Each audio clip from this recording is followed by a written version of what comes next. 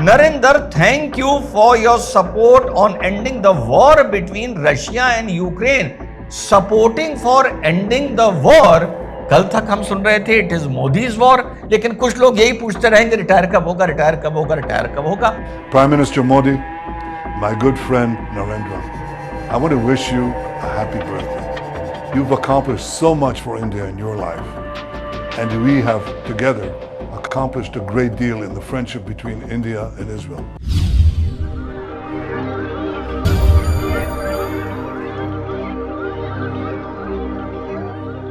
Hello, नमस्कार, सत श्री अकाल, अस्सलाम वालेकुम। कैसे हैं जनाब? तो प्रधानमंत्री नरेंद्र मोदी को अपने 75वें जन्मदिन की लाख लाख शुभकामनाएं, लाख लाख बधाई। वो बात अलग है कि कुछ दिल जले पूछेंगे रिटायर कब होगा, रिटायर कब होगा, रिटायर कब होगा। जो पूछते थे कितने गिरे, कितने गिरे, कितने गिरे। संभवतः अगला वीडियो कितने गिरे पर बनने जा रहा है।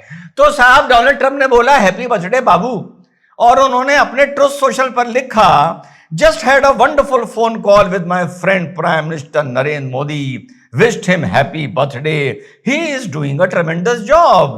Narendra, thank you. Narendra, समझ पकड़ के चलिएगा। Narendra, thank you for your support on ending the war between Russia and Ukraine. Supporting for ending the war. कल तक हम सुन रहे थे इट इज मोदीज वॉर, लेकिन कुछ लोग यही पूछते रहेंगे रिटायर कब होगा, रिटायर कब होगा, रिटायर कब होगा। इन बातों से उनको मतलब नहीं है। सीधे लिखा है नरेंद्र थैंक यू। तो साहब मोदी जी ने भी शिष्टाचार निभाया। उन्होंने कहा thank you my friend president Trump for your phone call on my 75th birthday. Like you, मैं भी कमिटेड हूं यूएसए इंडिया पार्टनरशिप को एक नई ऊंचाइयों तक ले जाना, और हम भी आपको समर्थन करते हैं और सपोर्ट करते हैं। आपने जो बीड़ा उठा रखा है यूक्रेन रशिया की लड़ाई को खत्म करने का।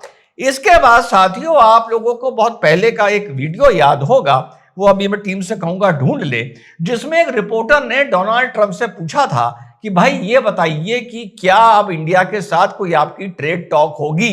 तो याद करिए कि डोनाल्ड ट्रंप ने कह दिया था कि नहीं, अब कोई ट्रेड टॉक नहीं हो सकती, बहुत देर हो गई है।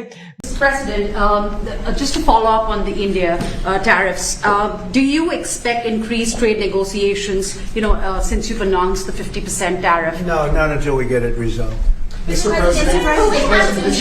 बीच बीच में इस तरह से कुछ ट्वीट्स भी आए थे, इन्होंने अपने ट्रूथ सोशल पर लिखा था। लेकिन साहब ट्रेड टॉक फिर से शुरू हो गई हैं और बहुत महत्वपूर्ण है। समझिए कि अमेरिका से टीम भारत आई है, भारत से टीम अमेरिका नहीं गई है। वो ट्रेड टॉक जो शायद छठे चरण में रोक दिए गए थे। मिनिस्ट्री ऑफ कॉमर्स में हमारे चीफ नेगोशिएटर हैं राजेश अग्रवाल जी, और उधर से जो ब्रेंडन लिंच हैं यूएसटीआर यानी यूनाइटेड स्टेट्स ट्रेड रिप्रेजेंटेटिव के तौर पर, इनका एक डेलीगेशन भारत पहुंच चुका है। चर्चाएं हो रही हैं, पहले चरण की हो गई हैं। पॉजिटिव बताया गया है, लेकिन यह कहा गया है वही पुरानी बात कि किसान, मछुआरे, डेयरी, इस पर हाथ ना डालो। तो साहब, और इस पर भी अब अमेरिका को समझ आ गया है, कुछ घटनाएं हुई हैं पिछले 7-8 दिन में, कि नंबर 1 ये समझ में आ गया है कि भारत इन मुद्दों पर झुकेगा नहीं।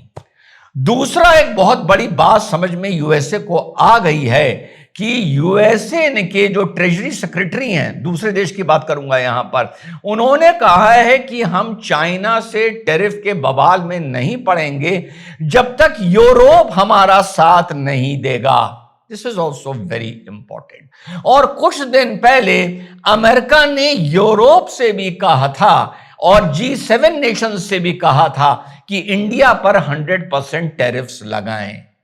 तो वहां पर भी इनका मंसूबा नाकामयाब हो गया, और अलग ही हमारी ट्रेड डील यूरोप के साथ बातचीत चल रही है, हो रही है। यानी जो डोनाल्ड ट्रंप ने इनको हिदायत दी थी G7 नेशन को और नेटो यूरोपियन नेशंस को, वो इन्होंने साफ मानने से साथियों बना कर दी है। और एक डेवलपमेंट ये है साथियों कि जो बात भारत हमेशा से बोल रहा था, अब डोनाल्ड ट्रंप यूरोपियन नेशन से कह रहा है डायरेक्टली या इनडायरेक्टली, जो आप रशिया से ऑयल ले रहे हो पहले वो लेना बंद करो।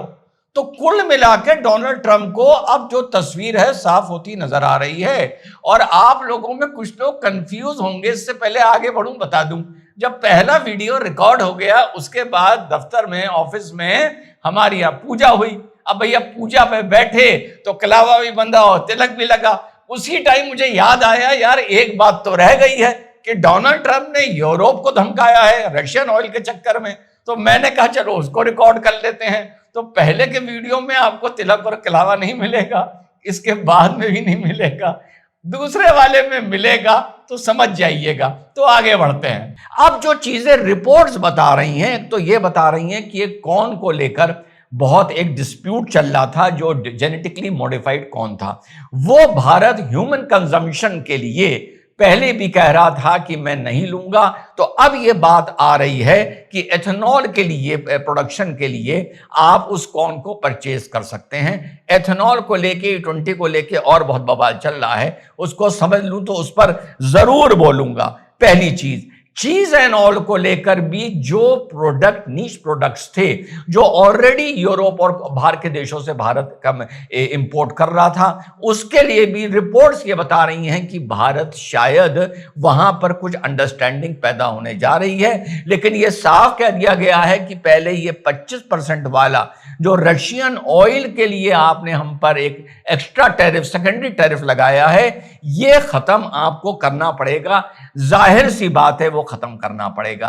तो साहब, जो लोग ये कहते थे कि डोनाल्ड ट्रंप 20 बार 30 बार बोल रहा है कि उसने इंडिया पाकिस्तान का मीडिएशन करवाया, तो उसकी बात का खंडन भारत क्यों नहीं कर रहा है? भारत ने 50 बार खंडन किया। तो कुछ लोग कहते थे नहीं, भारत ये क्यों नहीं बोल रहा कि डोनाल्ड ट्रंप झूठ बोल रहा है। तो उन लोगों को 75वें जन्मदिन में एक संदेश देना चाहता हूं साथियों, कि जब यह खबर आई थी कि व्हाइट हाउस से नरेंद्र मोदी जी को 4 बार कॉल आया और नरेंद्र मोदी जी ने डोनाल्ड ट्रंप का कॉल लेने से मना कर दिया, तो उन्हीं लोगों ने जो मोदी से सवाल पूछ रहे थे, यह सवाल नहीं पूछा कि एक खबर जो बाहर विदेश के न्यूज़पेपर्स बता रहे हैं और भारत में चल रही है, ये क्यों नहीं कह रहा व्हाइट हाउस कि ये खबर झूठी है। तो उस खबर को भी झूठा नहीं बताया गया था। तो साहब, बहुत बड़ा डेवलपमेंट है। और एक डेवलपमेंट साथ में ये भी है कि अमेरिका को, डोनाल्ड ट्रंप को नजर आ गया है कि जिस तरह से टैरिफ से महंगाई बढ़ रही है अमेरिका में, जिस तरह से अमेरिका के किसान फर्टिलाइजर आदि को लेके परेशान हैं, जो अमेरिका के किसान हैं वो डोनाल्ड ट्रंप का बड़ा स्ट्रांग वोट बैंक माना जाता है। उधर चाइना से भी ये कोई अपनी जुगलबंदी भिड़ा रहे हैं, क्योंकि डोनाल्ड ट्रंप को ये लग रहा है कि दुनिया का चौधरी बनने के चक्कर में एंड में अब हमारा ही नुकसान हो रहा है, और ना नेटो नेशंस और ना यूरोपियन मुख्य नेशंस हमारा भारत और चाइना की लड़ाई में जो टैरिफ वॉर चल रही है इसमें मदद कर रहे हैं। तो मोदी जी को 75वें जन्मदिन की एक बार लाख लाख शुभकामनाएं।